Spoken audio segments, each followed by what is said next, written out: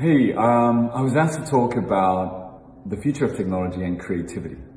And three main ideas come to mind. The first one is that historically the artist was always considered the starving artist, right? We knew that we could dedicate our lives to that which we were passionate about and would be free to focus on our work, but nevertheless would have very little expectations of actually being rewarded financially for our output. And it was a sacrifice that we all made and accepted. Nevertheless, in the future, with a variety of new tools that are going to make production and execution a little bit more democratic, it is actually the ideas that are going to be more important than ever.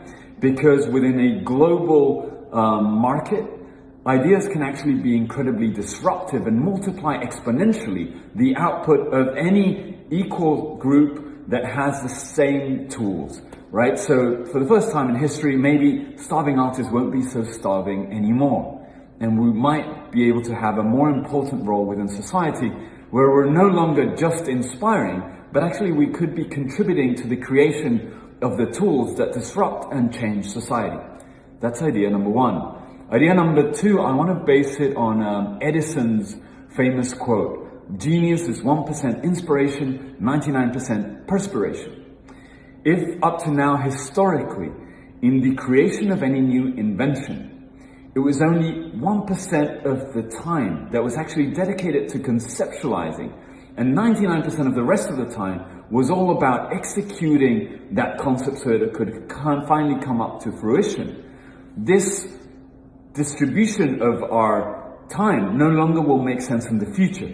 Because with automation, machine learning, and artificial intelligence, a lot of the repetitive tasks of fabrication and execution will be able to be replaced. Nevertheless, it's that 1% that won't be. So for us in the future to dedicate our weekly time and only have a 1% of real contribution that cannot be replicated by machines is incredibly inefficient. So we need to overturn, we need to flip Edison's paradigm. We need to go from 1% inspiration to 99% inspiration and just 1% perspiration, right? So that's the second idea. And the third and most important, I'm going to use a quote by Picasso. And he used to say that inspiration has to catch you working. Chuck Close, another famous artist, used to say that inspiration is for amateurs. His idea was that the amateur had to go for a long walk by the sea waiting for an idea to externally arrive whenever it happened. But it is the true professional that simply goes to work and forces that idea to come. I think in the future, it's going to be more important than ever that we learn how to develop our creativity and summon ideas at will.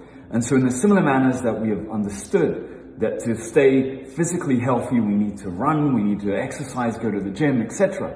To stay mentally healthy, maybe we need to meditate and get enough sleep. Well, in a similar manner, to continue to be really creative, we must understand creativity as a muscle, as a technique that can be developed over time and that we can make more and more efficient. So summing up, three key notions for technology and creativity in the future. One, the starving artist might not be so starving in the future. We might actually have an important role to play.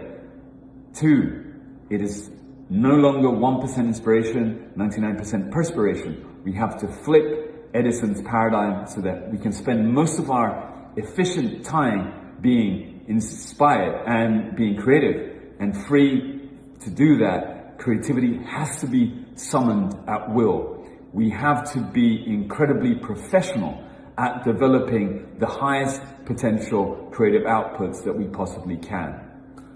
Those are the first three ideas that come to mind on that subject. If you want me to ramble about anything else, just send me a DM. I'll set up my phone and try to say what comes to mind on the subject.